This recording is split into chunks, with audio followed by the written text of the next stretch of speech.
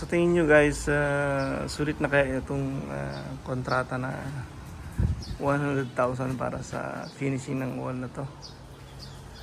Bali ilang kwarto kasi ito? 1, 2, 3 lang. So isang toilet.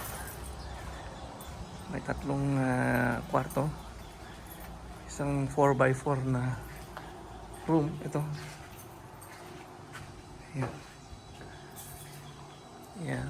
Tapos ito, isa pang kwarto rito. Ayan. So, ito yung toilet.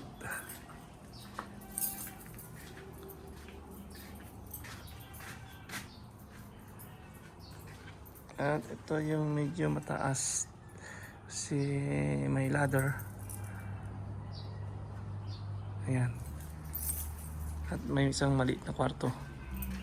2x3 siguro. 2x4 pala na kwarto. So, yan yung nakontrata po sa atin na 100,000. Sa palagay niyo po, sulit na. Kasama na rin po yung finishing sa labas ha. Ayan, nag-start na rin sila sa finishing sa labas.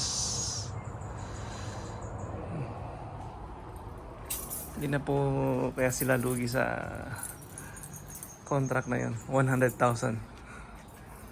Bali, ang sukat ito ay 12 by 8 meters. So, ngayon nasa kwan na 8 days na sila. Halos tapos na nila sa loob. Ayan.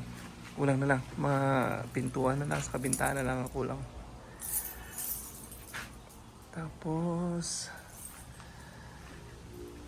dyan na lang sa labas. Nakapag-start pa lang sila ng isang wall. So, around 70% ng unang wall.